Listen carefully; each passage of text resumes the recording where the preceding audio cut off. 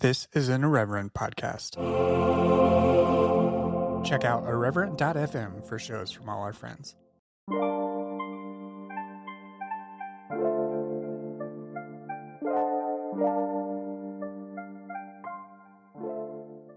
Hey everyone, I have a great interview to share with you that we'll get to shortly, but I do have some housekeeping stuff to cover up top. If you're watching this on YouTube, you can go ahead and use the chapter markers to skip ahead. And speaking of YouTube, that's the first thing. For longtime listeners, this show is on YouTube now, video and all.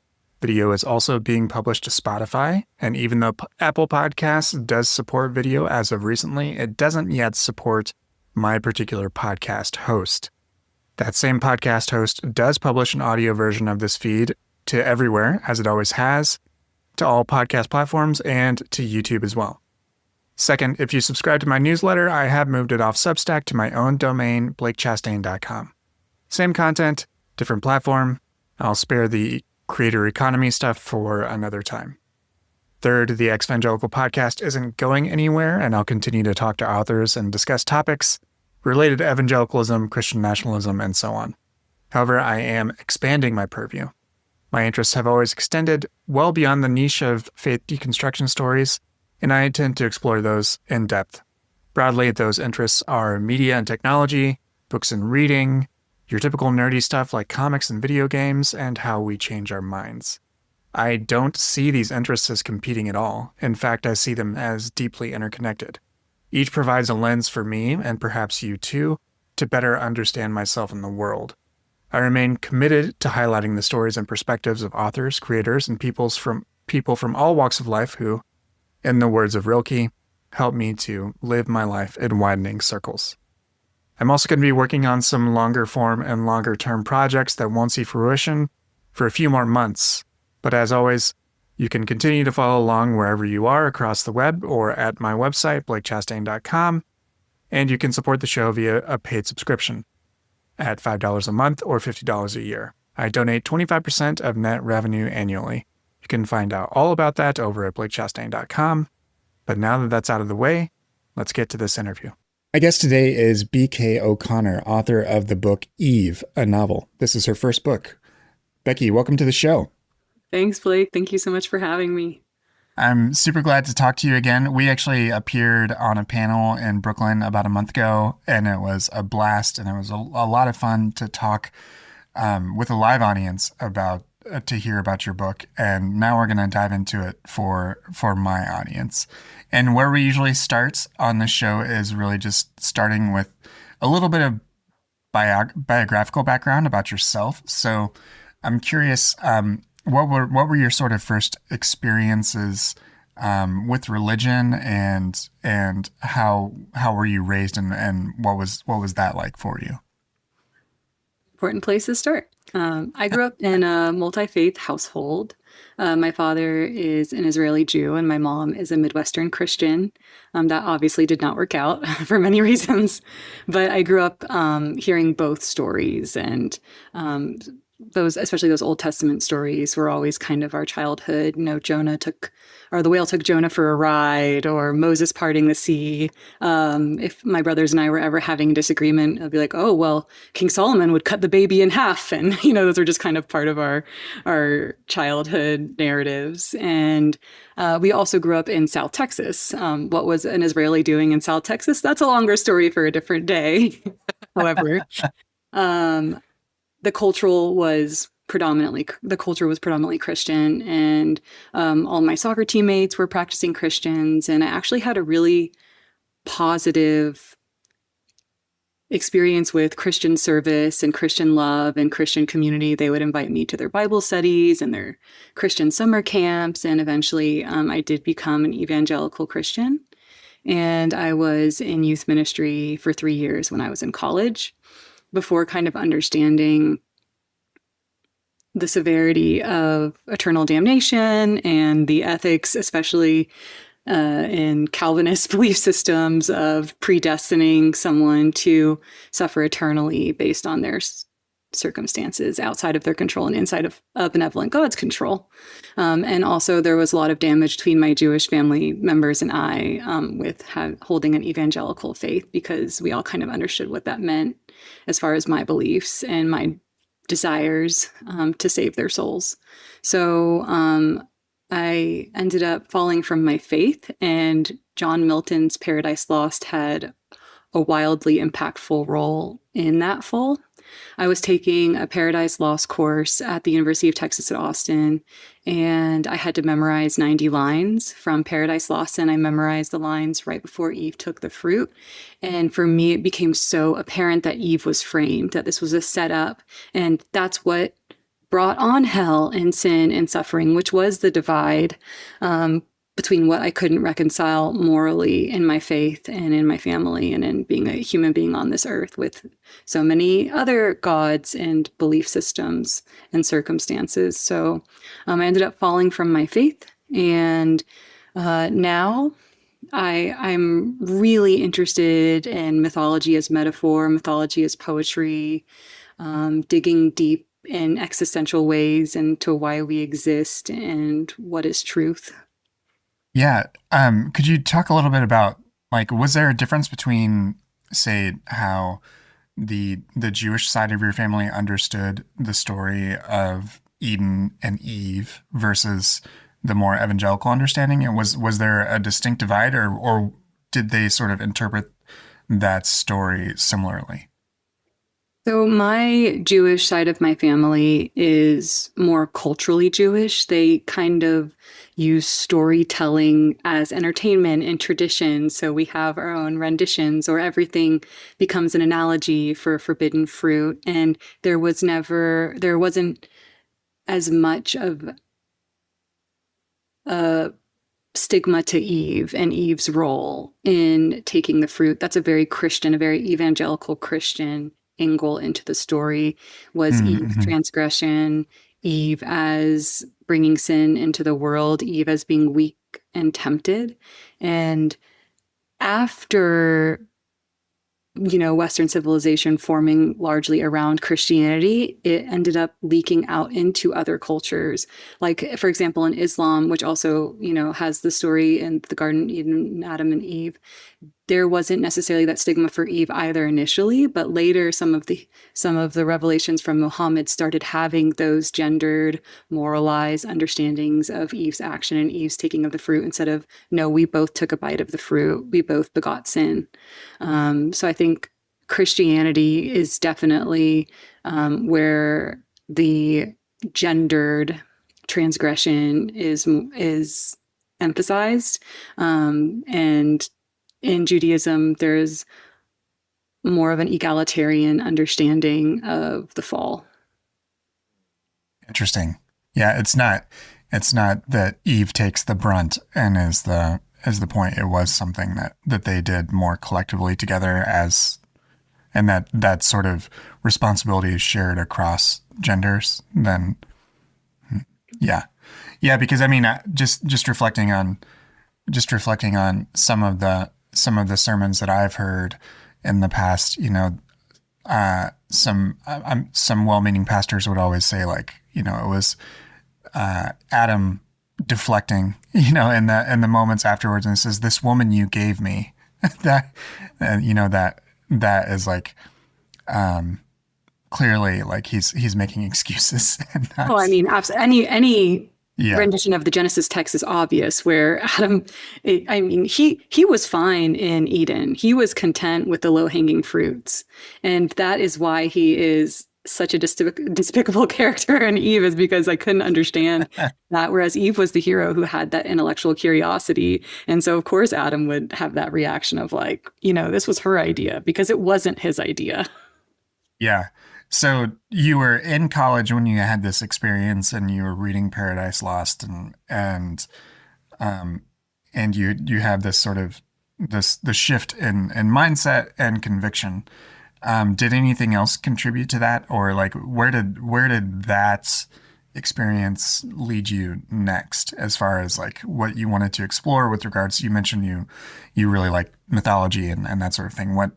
what were the immediate next steps after this sort of significant moment and with that college assignment? So I, in my semester of college left, hungrily took every course possible on Christian philosophy, rhetoric of the Gospels, anything I could to figure out the truth. Like, okay, if this isn't my truth, what is the truth? And so that began a lifelong quest for understanding why we exist and how we are meant to exist and our moral responsibility here. And I think that's informed the rest of my life. I became a writer, which is what us writers do. We grapple with why we exist, and our stories are our best stabs at answers. I'm an educator, which is what I do to stay mentally well and just live inside our questions and that interrogation, and that being holy in and of itself, like the holiness of curiosity, the holiness of seeking, I think is the answer. And so I kind of built my life around those principles. That's really powerful. And what was it about Eve and like you really dug into Eve as a figure and as a and as this representation? What was it that made you want to write a retelling of Eve through the novel that you've written? Retrospectively, it became clear to me that Eve set me free. Eve, as portrayed by John Milton, which is so interesting because John Milton was not a feminist. He was the patriarchy. However, in that monologue right before Eve took from the fruit, her logic was infallible.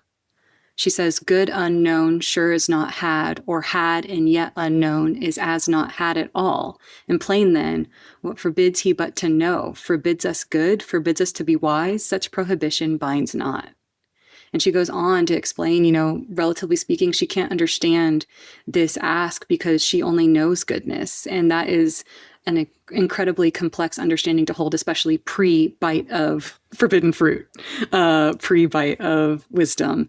And in my mind, that is the answer, right? That I will sacrifice everything good I have to exist truly, not in this false Edenic cage, but actually turn away from the shadows on the Plato's allegorical cave wall and go out into the wide world and feel the grass between my toes and to see the sky. And that's not always like an easy way to exist, but that's the greatest good I know is seeking truth.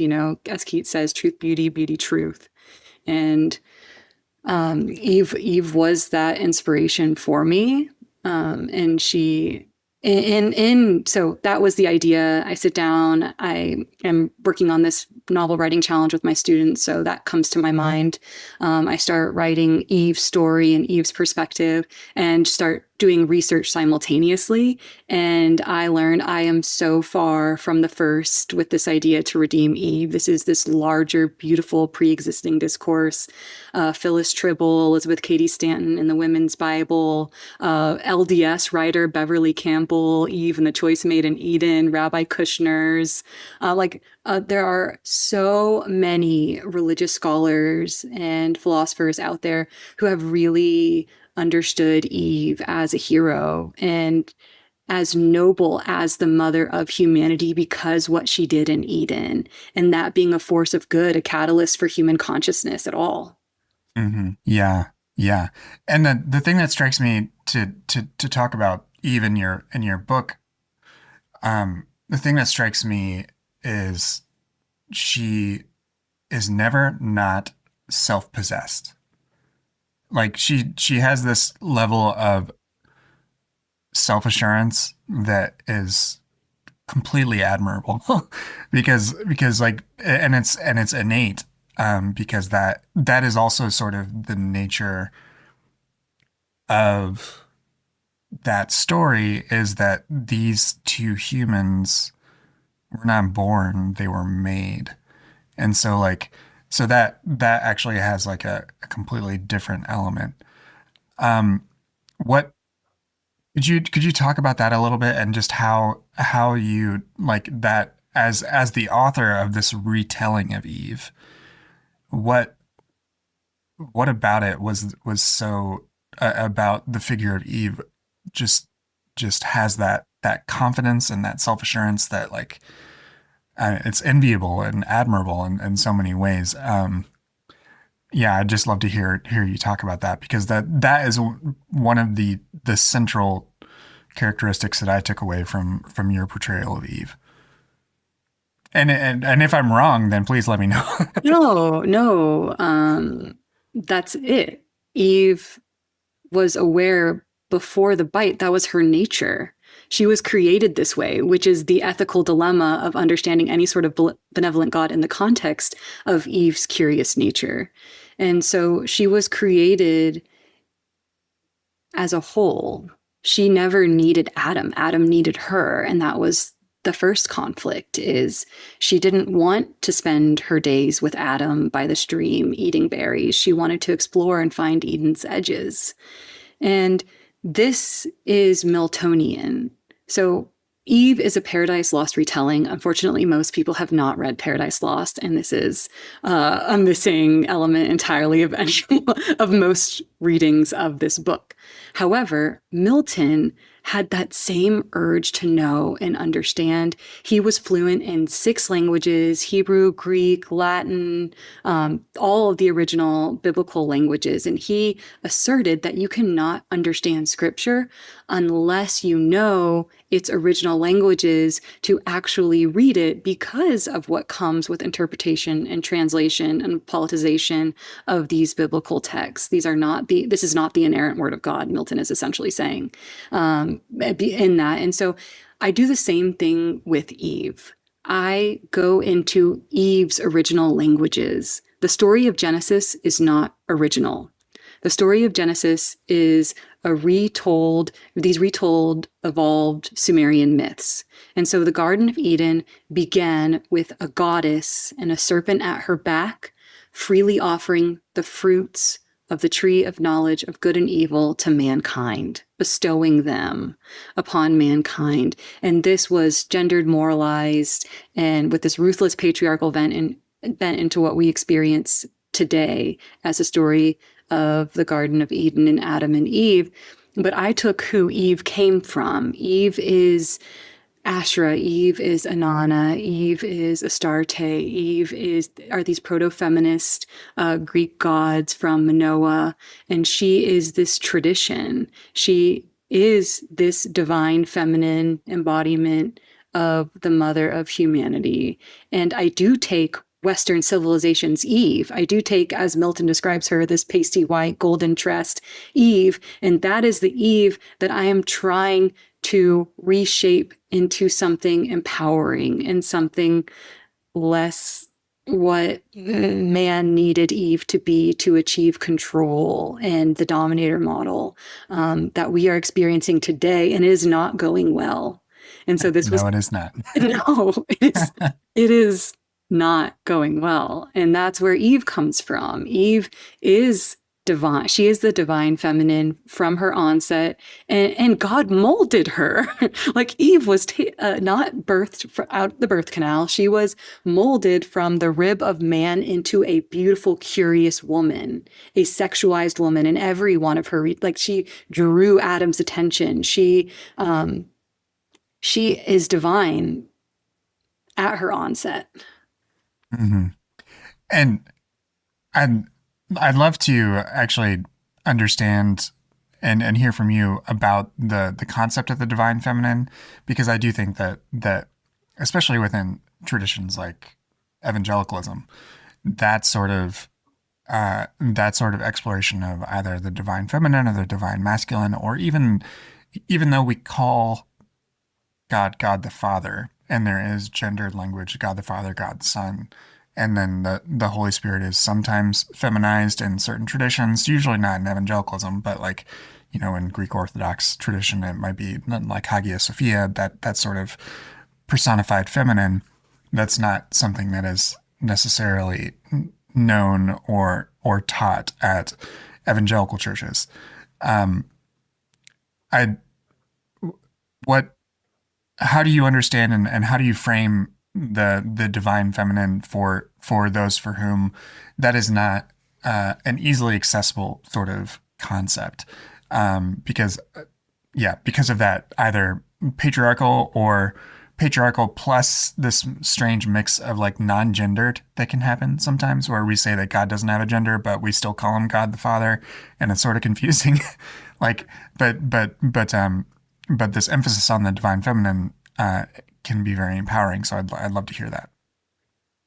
So yeah, divine feminine is obviously has a stigma attached to it, but it's not about biological maleness or being a biological female. It's actually about these maternal values, this connection, this care, and having that at the forefront. So Riane Eisler wrote this incredible book, The Chalice and the Blade, and she talks about the way that it's about linking instead of ranking. The feminine divine is a connection, it is care over conquest, whereas these kind of more masculine values are the dominator model. We are above or below. I mean, think of Abraham. So these are Abrahamic religions, and these are our patriarchal religions. If you look at a map, you'll see most of the world adheres to some sort of Abrahamic religion. And think about the character of Abraham in the Bible. He is the perfect illustration of masculine divinity, because he introduced essentially that we are all created by God, but we are God's people, instead of we are all created by God and we are all God's people. He's like, we are the chosen ones. And all of these wars and 9/11 and the Israeli-Palestinian conflict and all of these things are who is Abraham's heir, not heir. And that is murder, it is death, it is war, it is not connection at all. It's the blade.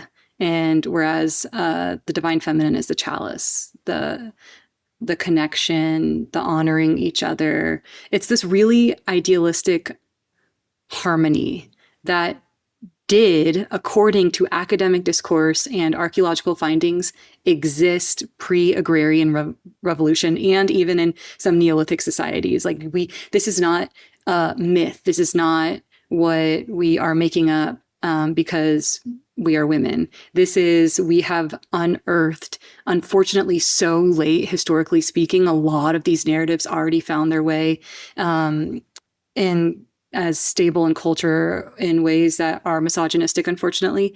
But post-World War II, we started uncovering these stories and these idols. I mean, thousands of Asherahs have been uncovered of these clay figurines that women held when they gave birth, and these Minoan societies built on art and connection. And again, there are obviously going to be people who refute that that's what these findings mean, but wow, if you really get into the research, and I could provide you with a massive list of books to read, you can see that it did exist that way. And can it exist that way again? If we really do embrace the matriarchy, which is almost paradoxical in and of itself, because the matriarchal government is government, which means you have rulership, whereas the matriarchy is arguably anti any sort of levels of government and rulership. However, if we reinstate those values at the center of society, we could affect really powerful change if we could do that. Mm-hmm. Right. Yeah, we are certainly living in a world that is dominated and not dominated by patriarchal action, which is, as we're recording this, the Iran conflict, the war and genocide in Gaza, the threatened genocide in Iran by our president when we're recording today. It is certainly we've seen the fruits of patriarchal rule and yeah, and many people, including myself, would welcome some sort of alternative. But what I love about your book is that, what I love about novels in general is that they allow us to explore possibilities outside of things like the news cycle or outside of the things that bind us to this particular reality, and let us imagine other ones. In your narrative, you actually have one of the things that I loved is that you have, and I always feel a little strange when talking about novels because I don't want to give too much of the plot away. But I think we all know the beginnings of Eve's story, which is in the first 3 chapters of the Bible. And it's one of the best known stories in the world.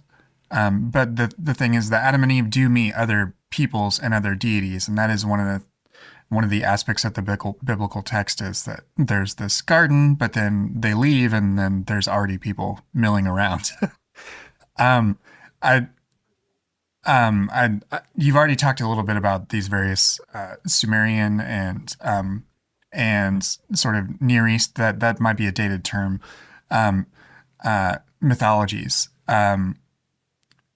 What made you want to utilize that as far as like even a storytelling device within the process of telling Eve's story? Right. So initially, as I sat down to write, I was really just thinking about rewriting Paradise Lost, which would end with Adam and Eve walking out of the garden hand in hand, and scene done, we're over. I was very deep in research on Adam and Eve and Genesis and its different interpretations between monotheistic religions. And I read this book called The Rise and Fall of Adam and Eve by Stephen Greenblatt. And there was this line where he's like, hey, they would have left and they would have found ancient Mesopotamia. And I was like, oh my gosh, the story is beginning.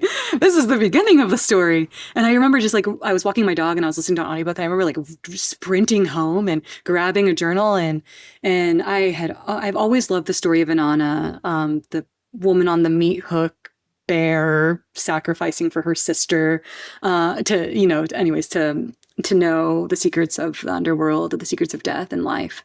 And Asherah, the erased queen of heaven, who is mentioned in the Bible 40 times. And then these proto Greek gods and goddesses in these Cypro-Minoan islands in the Mediterranean. And just looking at a map, I have this ancient historical atlas. This is one of my favorite possessions. My friend Erin gave it to me, and I just opened the map to the Bronze Age, and I was looking at the civilizations, and the idea came to me of having all of the gods and goddesses believed in 4000 BCE at the biblical timeline for Edenic creation existing in kind of their own realms, but territorial amounts of heaven, and having them interact together as Eve travels. And Eve is special and different. She did take the bite of the fruit. She already had a curious nature. She took the bite of the fruit. She has the divine inside her. And so she would continue. I mean, every fiction is autobiographical. We all know that. And so, that like quest, I worked for Backpacker Magazine, and I was a backpacker, and I went by myself when I was 21. I did the Israel National Trail, and I hiked the Lake District in England. I hiked in South America, and I was always by myself, and I was always asking hikers, why do we exist? What do you believe in? And it was that same hunger to leave the lines drawn for us and to exist outside them, between each other and with each other. And that is just something that kind of took over the narrative. Yeah. Do you think the book market has seen instances of various like Greek myths being reimagined, and whether it's like Circe or some of the other books? What is your feeling about like books like yours that tackle Judeo-Christian things that these are the things that people might consider sacrosanct in their own worldview, and these other things are mythologies, but every belief is one person's belief is another person's mythology. So, like as a practice, how do you feel about that element of things? And because I see it as deeply valuable, but I'm curious as you went about this project, and now that it's in the public, and it's taken on its own life and will continue to live its own life. Like, what is your feeling around reimagining Christian and Judeo-Christian? I know that's not the best term, but that type of belief in this context. I think I had the blessing, for lack of a better word, of having a really open-minded upbringing as a child.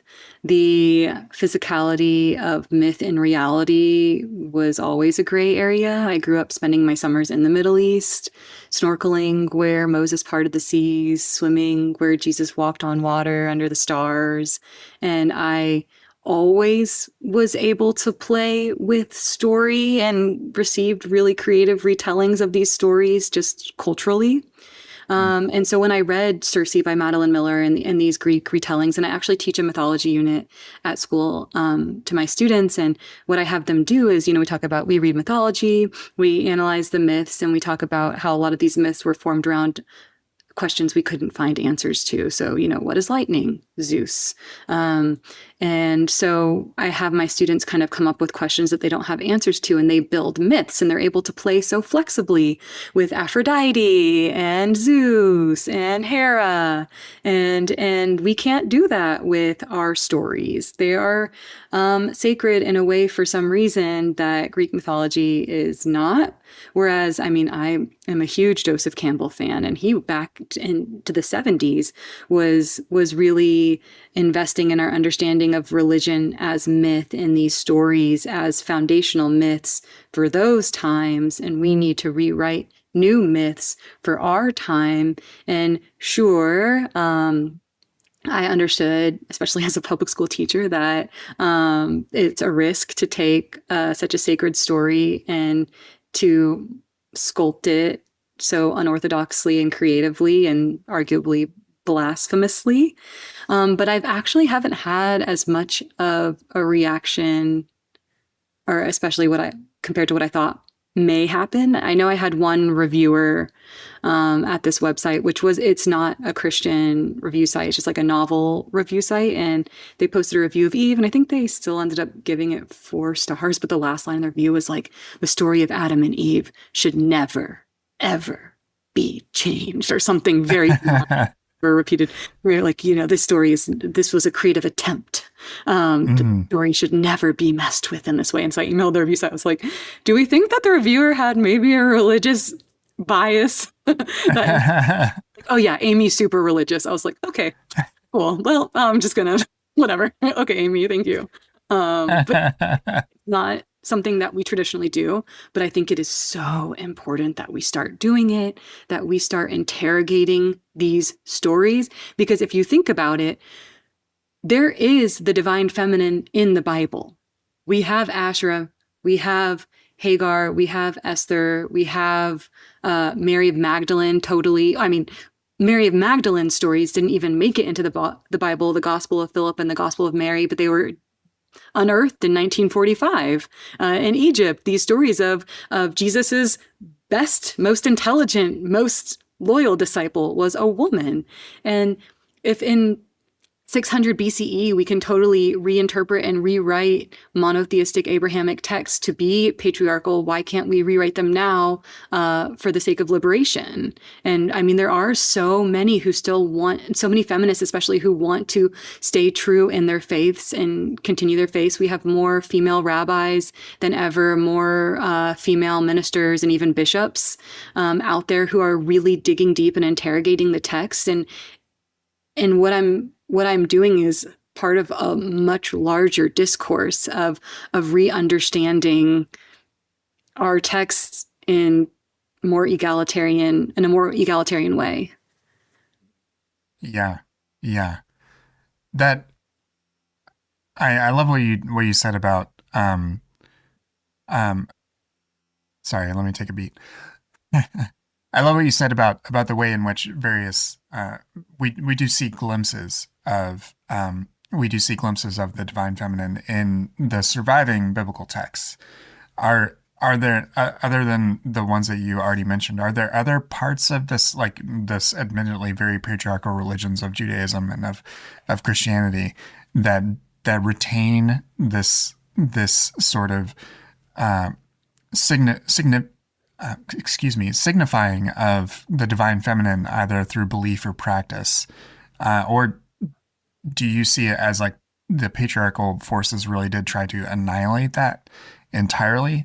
I mean, because like that is something that it has to be, as you've mentioned, just this process of rediscovery of unearthing these things that have been deprived of us. What other elements do you see as sort of rife for reinterpretation or rediscovery in what's available within these mythical and biblical texts? So I think the first step would be looking back and teaching the conventions that met that decided which works weren't and were the inerrant words of God, understanding that those Mm, texts were made of men, and they were texts chosen to maintain the power of wealthy white males. And so going back and reassessing all of the Gnostic Gospels and all of the stories, and reconsidering the stories that we do include as sacred, and making sure that they are more inclusive of all of the participants in the faith. And understanding, I mean, look at Mother Mary in Catholicism, the way that we do have various subcategories of Christianity really finding their divine feminine, because it's that we have that female creative power. I mean, we talked about this in Brooklyn, but the idea that biologically it is females who create. And so having that missing in a religious system, in a faith, means we have some, I mean, as we talk about, like today you can see in modern politics that something is off, like the old story is failing, and we need to unearth these buried goddesses. So we have Mother Mary, who is the divine feminine. We have Mary Magdalene. We have the women in the Bible. We have Asherah, and then digging deeper into, I mean, I don't know that you can scrap the Bible and start over. I don't think that that's something that I can say or something that can happen, but at least enlightening folks of the truth, because of the way that the stories we tell today hold such negative consequences for so many. I mean, so much of scripture is used to support misogyny, even anti-Semitism, Islamophobia, homophobia. There are so many things that scripture is used for that kills, that limits. Whereas if you actually dig deeper into the truth and the wider stories and our restricted stories and our buried stories, you'll find the power we all have, the wholeness we all have, instead of the sin. I think the best image for this, and again, sorry if this is like repetitive from Brooklyn, but it's just like one of the most powerful analogies I've ever come across, is the comparison of what we hold now of a man dying on the cross and fearing death versus what we held before of the celebration of a woman giving birth of life, and just comparing those pieces of religious imagery and hmm understanding how we are limiting ourselves, especially as women. I mean, I think that's what Eve is about. Like, women are so heavily limited in evangelical Christianity and in monotheistic religions across the board. Like, God did not draw those lines. Men drew those lines, and these women are stuck inside them. You saw on the news, like, the New York Times article a few days ago of women who can't trust themselves to vote, the women who are refusing their own right to vote because they are sinful Yes. by nature. And I mean, even the Christian right turning on Amy Coney Barrett right now, like saying that there was a pastor that came out maybe yesterday saying a woman's compassion should be in the home, not in the Supreme Court, because she was too empathetic and voted against, all this genocide, which we have, yeah, Yeah. yes. Jesus. Sorry. Awesome. Yeah. Um, one of the aspects of Eve, um to your point about these various lines that that are made and drawn for women to stay inside of, especially within cultures and belief systems like evangelicalism. Eve doesn't give two shits about any lines, like in your book, and that is the other part. Like I mentioned that she was self-possessed. The other aspect of her is that she's just unflappable. She will go towards her sense of enlightenment, and that actually leads her to make very hard choices, both as a spouse and a parent. And like that's part of womanhood for that's part of life for a lot of women, and for a lot of other people, regardless of their gender expression or identity. What is it that despite that you see as the ultimate drive, the thing that does drive Eve to make those hard choices, to do those things that is like I'm confident in myself, and I'm gonna go for it, and I don't, no man or God or demon is gonna stand in my way, because that is clearly very admirable. Right. The divine feminine is like shining down on me so hard. Yeah, it clearly is. Yeah, Let me just like myself. that was incredible. The divine feminine is like literally there's like just like a spot of light on Yes, that's incredible. I love it. which I'll take. That is affirming. Absolutely. I don't know what I believe in, but I think that looked great. Okay, so Eve, after taking the fruit, understands her place in history because of her divine knowledge. She understands that she can change the trajectory of womankind to follow because she is the first. And of course, of Western civilization, as we know, she was not the first at all. And there were many before her. So she takes this role seriously. She understands the gravity of it, and she understands that the limits she accepts will be the limits enforced for all of the women after her. And so obviously this is pretty heavy feminist discourse, but there is motherhood as an experience, and there is motherhood as an institution. Motherhood as an experience is this richness of procreation, creation, nurturing, care. And then motherhood as an institution is a male's command of a woman's body in labor, and the control of a woman's body and a woman's work, and what that looks like. And so Eve senses this. The other thing she understands is that monogamy, as she experiences it, is again institutional, based in paternity, based in land and inheritance, in control.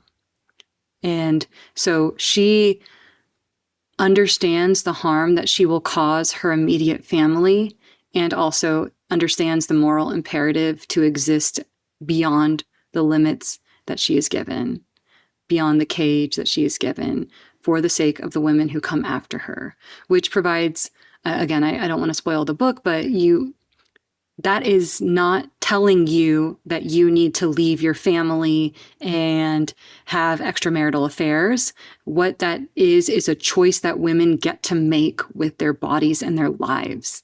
And there is a woman at the end of the story who gets to make the same choice, and she makes a different choice than Eve does. And that's the power is that women are handed a map for what their life is supposed to look like, and you need to rip that script apart and make it your own, because these systems were built to control women from their onset. the curses she was given by God after taking from the fruit. These were curses that she refused to live by. And that's what inspires Eve. And oh my gosh, there's so many amazing texts that really have inspired my understanding of this for Eve, like Bell Hook's Communion, not to be confused with J.D. Vance's forthcoming book, Communion. Bell Get Hook. the Bell Hooks one. Or Audre Lorde's uses of the erotics. And just the way that that's part of female power is not being possessed or owned inside of love.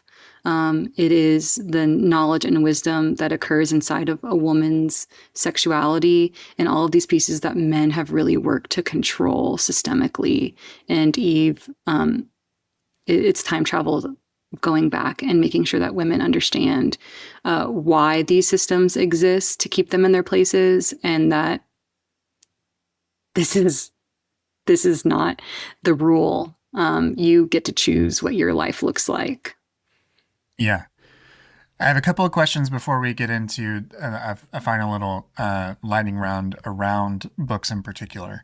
The penultimate question is, and this is building off of some comments that you shared both, I think, at the panel as well as just when we were talking and socializing in Brooklyn. In popular culture, interestingly, not necessarily in religious groups, but often in popular culture, the figure of Lilith has come up as this additional wife of Adam, someone who in some tellings was either the first wife or in some tellings was there prior to the fall, but represents this aspect of this aspect of femininity that is a bit more brazen or unapologetic, or however you might want to classify it. I remember you actually bristle at sort of Lilith's popularity and Lilith's presence. What I'd love for you to share a little bit about that and just both some of the historical context and why you want to bring more of that spotlight and some of that back to a figure like Eve instead of one like Lilith. Let me move my, literally this light is following me. I can't. It's incredible. I love it. It's like, I feel so. It's like. Okay, sorry. Hopefully this is the last time I have to move. All right. Yes. So Lilith was first Lilitu in the Akkadian Sumerian mythology, and she was a goddess of infertility, a night goddess, a goddess of sexuality, and she was kind of a rascal, which makes her lovely. And so my contention with Lilith's prominence as a feminist figure over Eve is that Lilith was not in the Bible, and Lilith did not ever take the bite of forbidden fruit. And here's why. So Lilith was introduced into Judaism not in classical midrash, but in the alphabet Ben Sera of Jewish folklore. It was kind of satirical, and it was never meant to be, sacred text. And Lilith was introduced, again, not in the Bible, but in this folklore retelling as Adam's first wife. And she defied him, she would not lay under him, and she left him. And this was a story created by men for so many reasons. I think to explain stillborn children, nightly emissions. There were a lot of reasons that men created this story to demonize this woman. Or like a succubus sort of character. Right, exactly. But unfortunately, what this did is this also was an attempt to make Eve more acceptable. Okay, if we can take the way that we've sexualized Eve and understood Eve's transgressions and put them on someone else, we can hold Eve in higher esteem as the mother of humanity. And so we took these things that weren't acceptable about Eve and we put them off on Lilith. However, if you are going to really reform and rewrite dogmatic, canonical religion, taking someone who's on the periphery and not widely accepted and not historically involved in this story and make her the rebel feminist, that takes away from Eve. Whereas if you actually look at the story of Genesis, Eve acted independently and defiantly and heroically as she took the fruit and she ate, risking all. I mean, her story is heroism. And that's the story that I don't want to say like should be at the forefront of feminist discourse, but it's a story that has been so diminished by Lilith's rise to prominence. Whereas Lilith isn't accepted in the same way in mainstream Christianity, Islam, and Judaism. Obviously, she's more prominent. But it really takes away from what Eve did in the garden and Eve's defiance, and that being the mother of humanity, that being the legacy of women, of all women, is what Eve did in the garden, despite all at stake, despite being warned against it. And again, like, I really love a woman who will not lay under a man. And I love a woman who does it her way and refuses to take at the name she's given and makes her own. So I love the story of Lilith. It just has really impacted Eve's legacy, which has in turn impacted women. Margot Adler explains in her book, Drawing Down the Moon, the story of Adam and Eve is commonly interpreted has done more to debase and subjugate women than any other such story in Western history. And it's that narrative we need to rewrite. And it's that mother of humanity, that Eve, who needs to be re-understood and course corrected. Thank you for sharing that, because I do think that some people who listen to the show may know Lilith and may know the stories associated with her and the folklore, etc. But that is a wonderful response as far as how we can reorient and reframe how we think of a figure like Eve instead.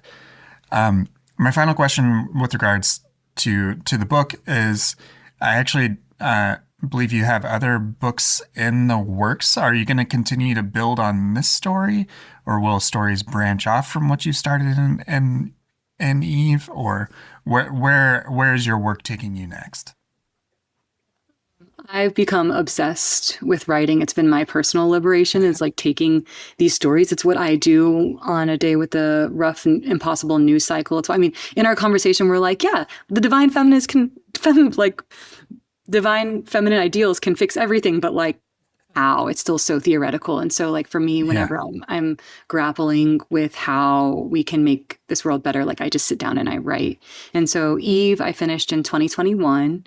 And the next novel I wrote is John Milton wrote a story called Samson Agonistes, which is a retelling of Samson and Delilah, where Samson becomes this tragic hero for his duty. And, you know, he's blind in the end, and he was imperfect, but he in the end understood his call. Well, I subvert that in many ways. One of them is I make Samson a woman, Simone, and really continue that Miltonian discourse on justifying and understanding the ways of God.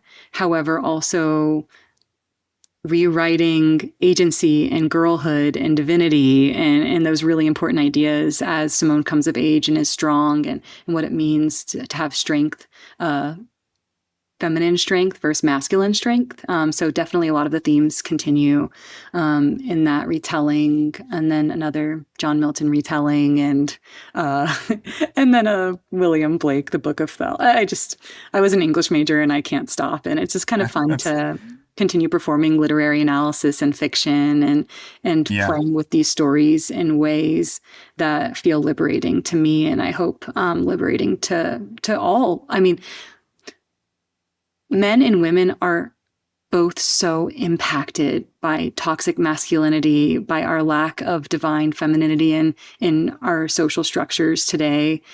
These masculine expectations of strength and violence and dominance affect men as well. So, like, these are stories I hope will free all of us.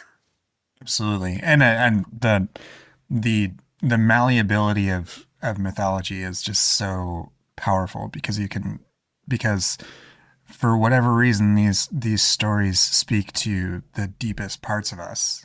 And when you take the opportunity to retell them, then you are keeping the deepest parts of us alive in a meaningful way.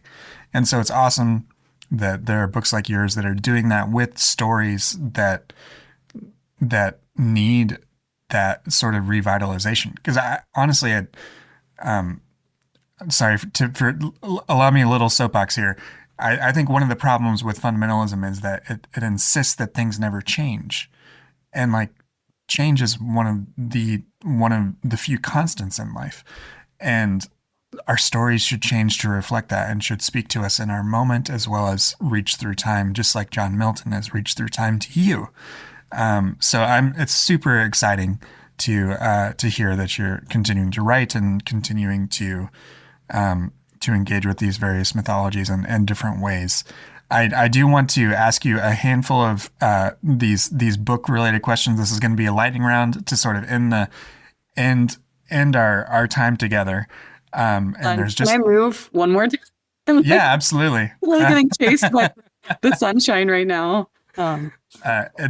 It's amazing. I love it. It's like always like right when I'm doing my spiel and queuing you up for another question, then the I can light hide from the changes. sun anymore. Okay, all right, I'm ready. All right. So these are just five really low stakes questions. First one: do you have a preference between print books, ebooks, or audiobooks, or are you all of the above type of Print book reader? for fiction, audiobook for nonfiction.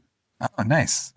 What is a book in your field, in your area, that you think deserves more attention that hasn't seen the attention that you think it deserves? Every Geraldine Brooks book. She did David, Caleb's Crossing. She breathes life into these biblical stories in a way that is profound and inspirational to me. Awesome. What is a book that either you can answer this either way? What is a book that either A gives you the most hope or B makes you feel alive right now? A book that makes me feel alive right now. Interesting. I just read Marriage at Sea. Have you heard of it? No, I haven't. And it's a Marriage at Sea. nonfiction retelling of this couple, this British couple in the 1970s, who were stranded at sea for 180 something days. Oh, And it's wow. like this really beautiful analogy for connectedness, and it was just so brilliantly written as well. And there was one excerpt, especially on the power of writing. While the woman is at sea, she's keeping this journal. And this excerpt was gorgeous about we write to exist, we write to understand who we are and that we are real. And I think being a castaway at sea kind of probably adds a new level of um, severity to that idea of like, am I real? I've been on this ocean for 180 days and I don't know that anymore, but I feel that way in my own, like the metaphor of it is rings true to me, you know, of on our being on our life rafts. It's And awesome. yeah, I really enjoyed it. That sounds like a great book. Turning towards advice to end this, and as a teacher, you probably do already know how you might answer this, but turning towards advice to either to writers or others that are sort of just getting started creatively, what is something that you wish you might have known earlier? Great question. Um, just to remember that the writing of it is the best part.